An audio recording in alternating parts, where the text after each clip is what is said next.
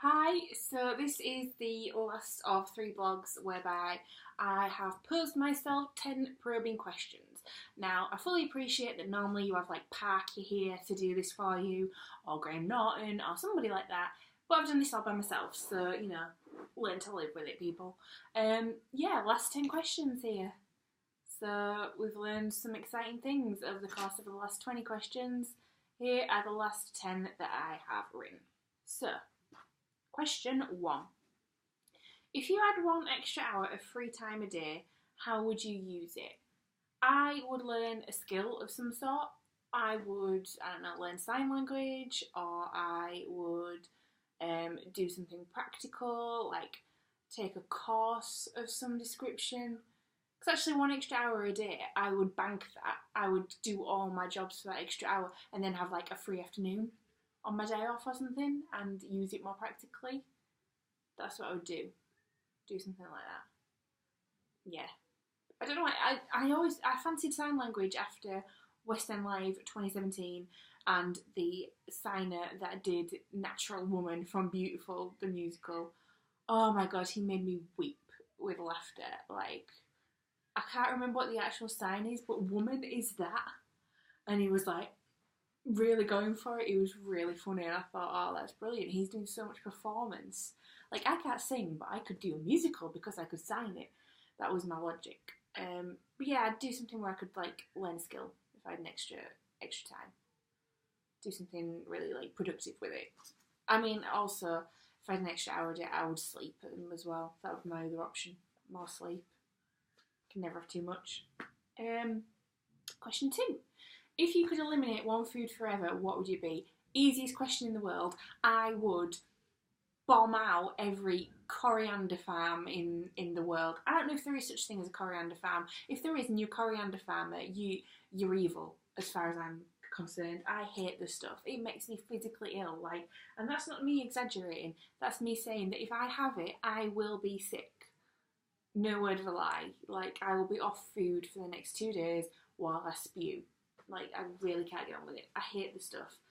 Apparently, it's like 1 in 10 of the population has a real aversion to it. Like, not as in they just don't like it, as in it's a real, like, genetic thing. And I read somewhere that it's something to do with, like, a chromosomal thing. Like, I can't remember what it is. It's something where the link isn't quite there, so you process it differently to the other 90% of the population, whereby it just tastes like soap to you. And it's the same thing with celery. And that is me. That is me. That is everything that I have. I can't compute it. It just feels like I am eating soap and then I'm sick. So I would get rid of coriander in a heartbeat. Closely followed by like fennelly, licorice, aniseedy type things. That'd be my number 2 if I could get rid of anything else. But oh my god, I'd get rid of coriander. I hate it. Hate it. 3. What is in the boot of your car right now? Oh my god, I wish I could take you outside and see the boot of my car. So currently in the boot of my car, I have an emergency bottle of water. I don't know what the emergency would be, but I've got one.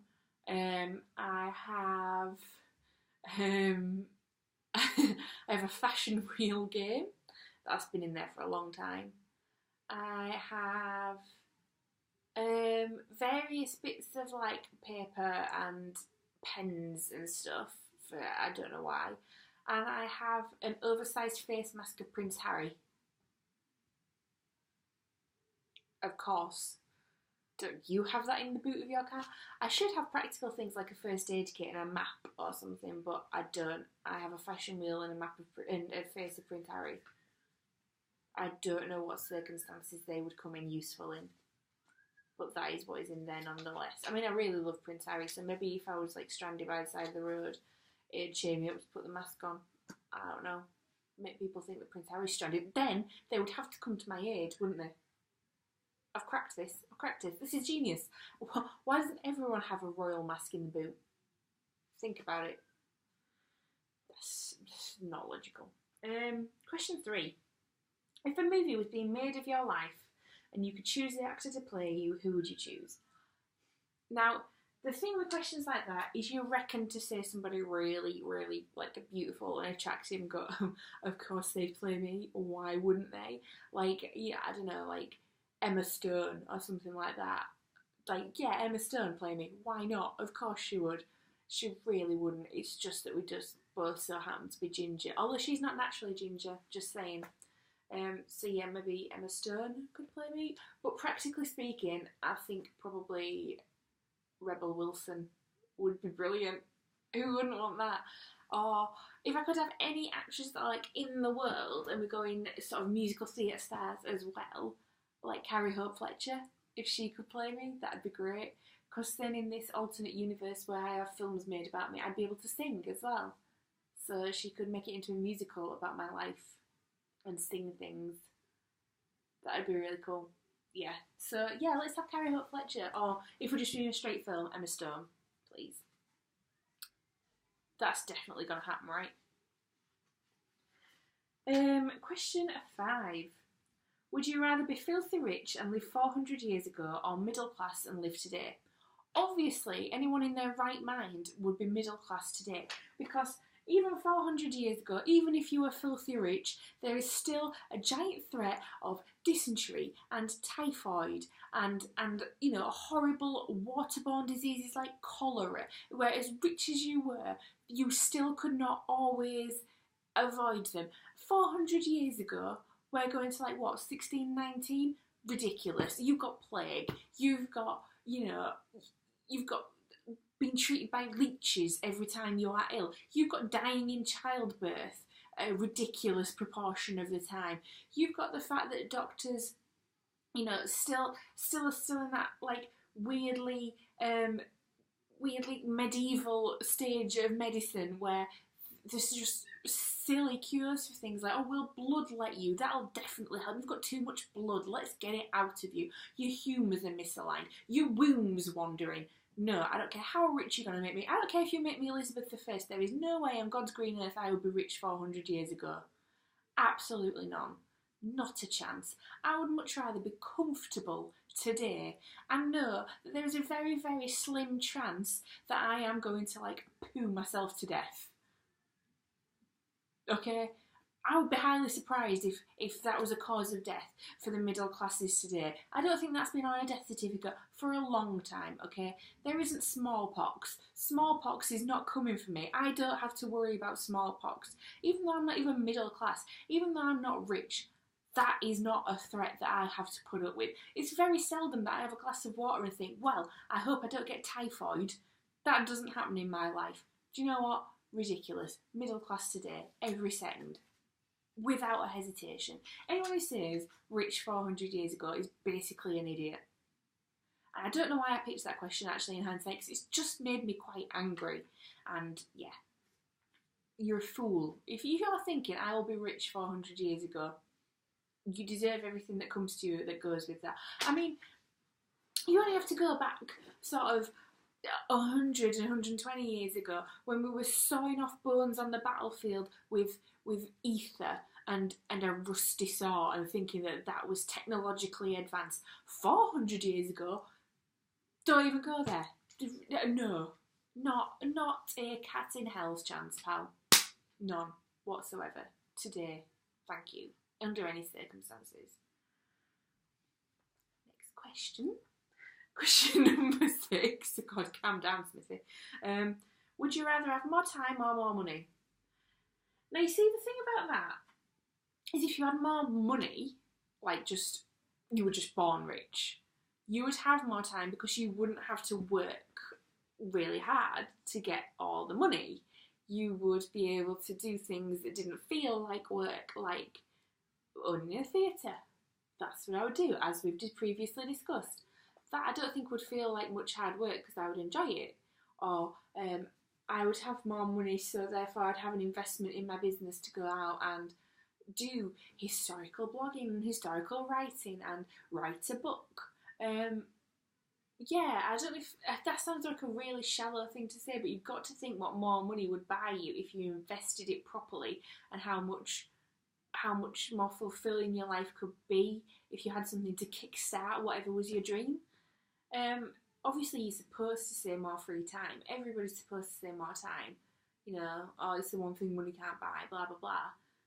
But would you rather have more time where you couldn't afford to do anything, or would you rather have more money that would free yourself up time-wise in the future? I'd rather have more money. It's really like, oh yeah, up capitalism now. I feel a bit weird about that, but that is what I'm picking. Lump it.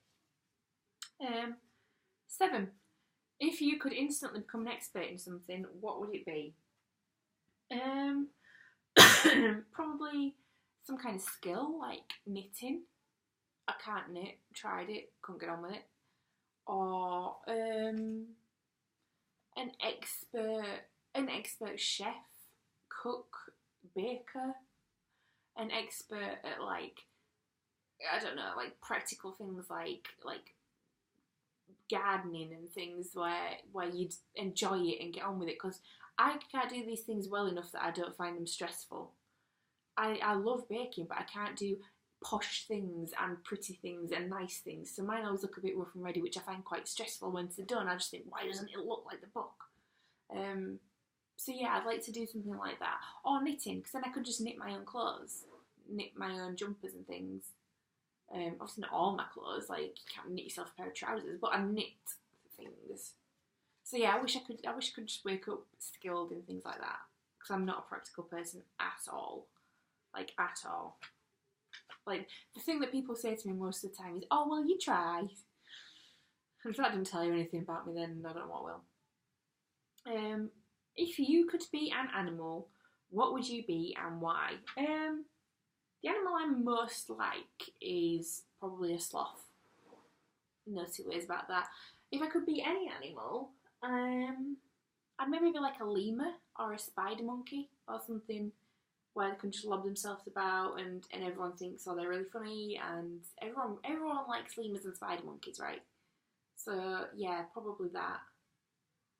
I don't know why. There's no real animal that I'd want to be, because let's face it, we are the ones in power as humans. So I'm not sure I'd really be busting to trade that in for anything, if I'm honest. Let's face it, other animals don't keep us in zoos.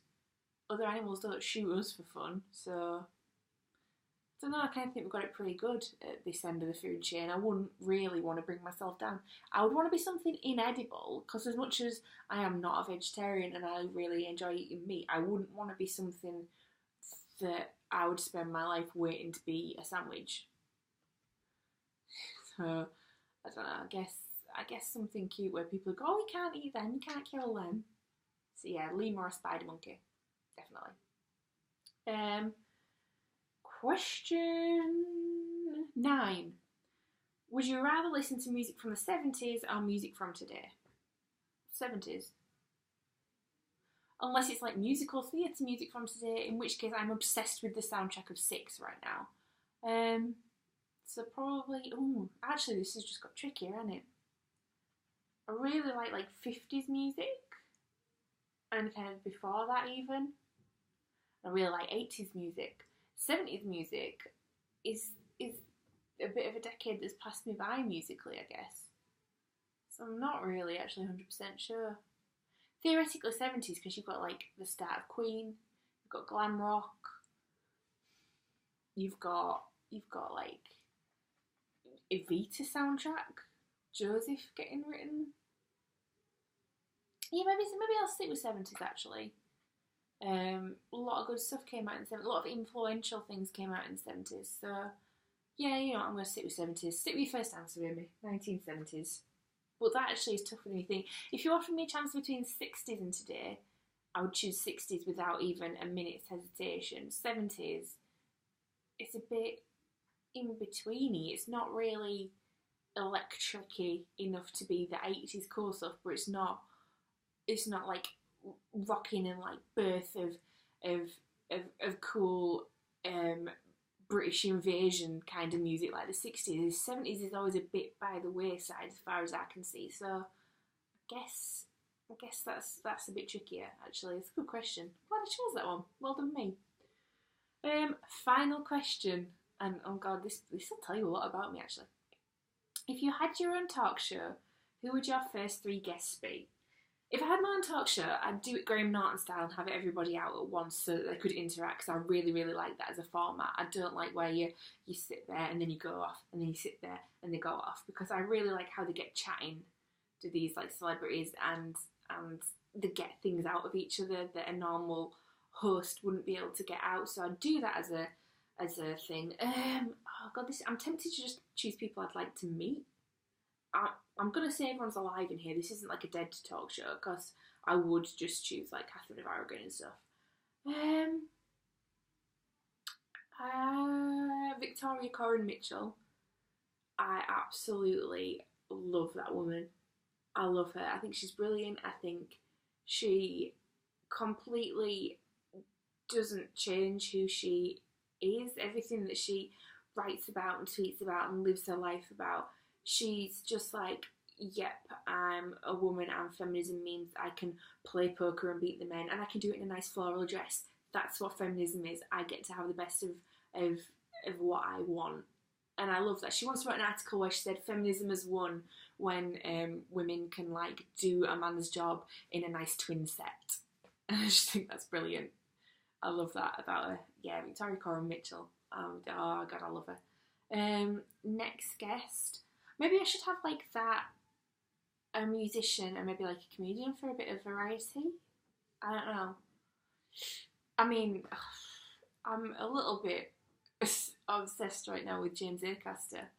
Like I absolutely love him. He makes me howl laughing, and I love when he's interviewed how he's really honest and stuff about bad times he's had, but he does it in quite an amusing way where you're like, okay, it's okay to say that you're having a bad time. This is fine. This is totally normal. And I think that's brilliant and really brave of him. And I love him for that. Like, really, really love him for that. I watched a podcast with him last night, Richard Herring's Leicester Square Theatre podcast, where he says about how he had really, really dark thoughts when he was filming his Netflix special. And he made it kind of funny, but in a way that you went, yeah, that's really bad. I'm glad that you can tell us about that and we can relate to that and we can see that this is a discourse that we can have. This is a normal topic of conversation. I love that. I love him for that. Really love him for that. And he's really funny, and yeah, I quite like him in that way. So yeah. So I've got a guest, a comedian, and I guess I should have like a singer or a performer or something, because then they can perform on the chat show as well. Brilliant. This is properly gone parky. Crumbs. Maybe like a musicals person. Maybe like Oliver Tomsett. So I really, really like him. He's been in a lot of shows and he could tell you things about the West End and stories about being on stage and things that have gone wrong and sing you something. Sing a song from Anne Juliet. Oh, yeah.